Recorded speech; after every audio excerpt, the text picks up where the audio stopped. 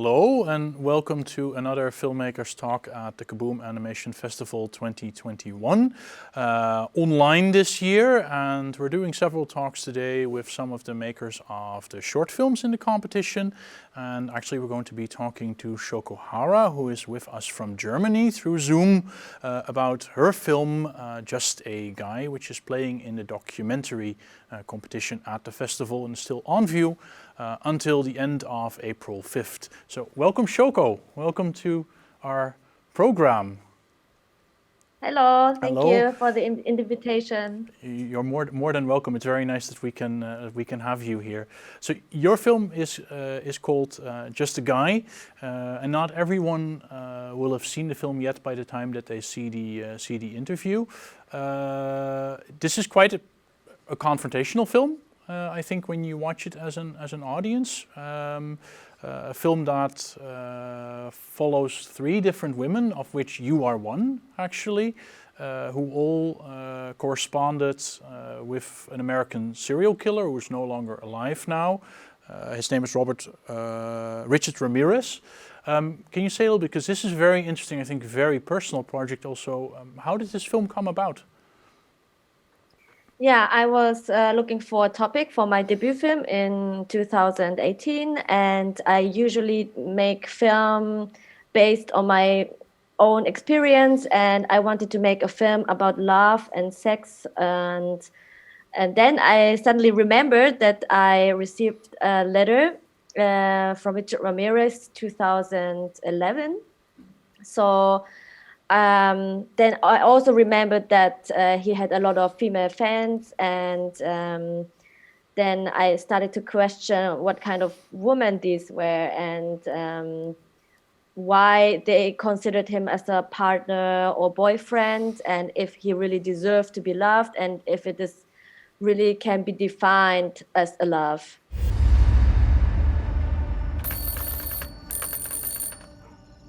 First time he called me, that was early in the morning, and he starts singing the song, "Wake up, little Eva, wake up." Like, oh my gosh, is this Richard Ramirez singing this goofy song to me? And he sounded exactly what I thought he sounded like an accent, like Mexican accent, deep voice, you know.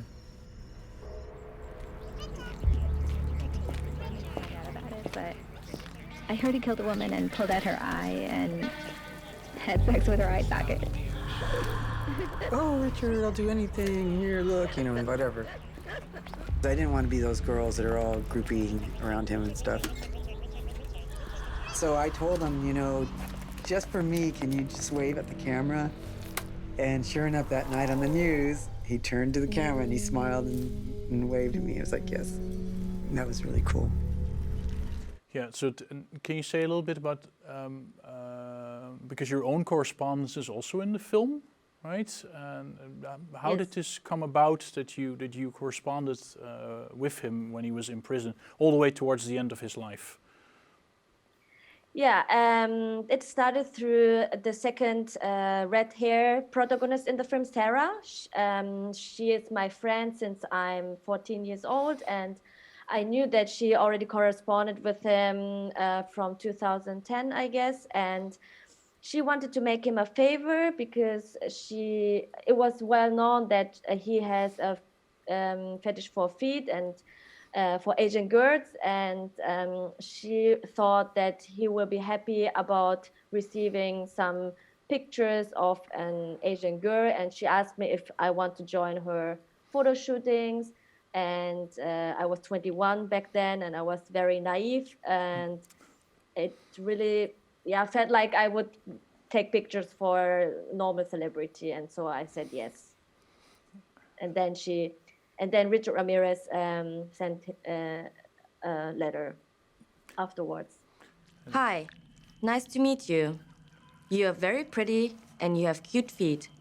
Please send more pictures. I like the trees from your country called bonsai. Have you been to the roller coaster at Mount Fuji? Which are some of your best memories? If I don't hear from you, I understand. Thanks again for the pictures. Your friend, Richard. And I think it's interesting because several years, I think 5 years, right, or 7 years even passed between this moment when he sent you letters and when you started making this film. How did you look back upon what you filmed for him and your correspondence with him back in 2011? Yeah, I think the reason why I just made a film about it is that the fact that he died already in 2013. If he would be alive today, I wouldn't have made this film because I would still scare. And so the getting know him kind of, or understanding him, or researching about this topic, it felt a little bit more secure, and doing this in an indirect way through these women. And today I find it still a very edgy topic, and also an uncomfortable topic. But since there is this kind of true crime hype at the moment, but nobody talked about the woman or the girlfriend of the serial killer, I thought it is necessary to show also another perspective about it. Yeah, it's interesting, this obsession that people have also with serial killers, and half of Netflix is full of a series that basically build on that. I think what's very interesting in your film is that you show the other side. In fact, Richard Ramirez doesn't talk much until the very end, right? Where we very briefly actually see him. I think it's also interesting that you chose animation for this particular documentary, right? This was not your first film, but I think it's very different from your previous film. Yes. Can you say a little bit about the choices that you made in the animation technique for this particular film?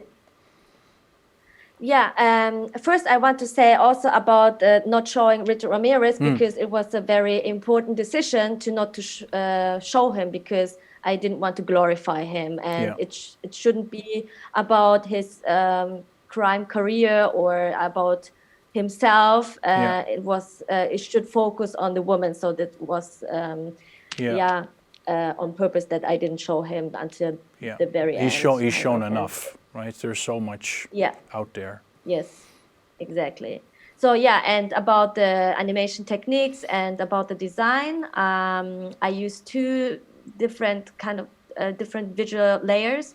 The one layer is the present part, where I use those kind of realistic puppets and use the stop motion techniques. And because one of the women didn't want or wanted to be anonymous, and I also figured out that they felt more comfortable talking about their very personal past without a camera. So I reconstructed or rebuilt these women, and I think it was also necessary to show these women how they look like, because I think the audience want to know what kind of woman this, or what kind of type. And there I used their original eyes and tracked on their heads, because eyes are very important to show the emotions also. And then I have another layer, the past layer, where they are talking about their memories and their emotions back then. There I used dirty clay animation combined with different materials you might find in prison, like wood and metal and plastic and trash and dirtiness. And I think I chose also this kind of pinkish but dirty clay to express their emotions about love. Like love can be also ugly and toxic as well, not only pinkish, cloudy, positive, right? So that was my choice to use this dirty clay. And also memories are very cloudy, so it's always not clear. And when you always talk about your past and memory, then it's also yeah, nothing is clear, it's very vague. So it looks also a little bit milkish as well. Yeah, it's also all filtered through their experience, right? This is how they Yes. they experienced. I was also thinking about the colors, because the film is very bright. I think it's extremely lovely, the color in the film, because you might imagine that a film with such a, it's maybe a bit of a depressing topic, right? But an interesting topic that you would use, tone down the color palette. Was there a particular reason also why you wanted to have these really sort of enhanced pinks and purples, etc., in the film? Yeah, I used some like color codes for each woman. Like Eva O is like more purple, and Sarah was more red, and I was more blue.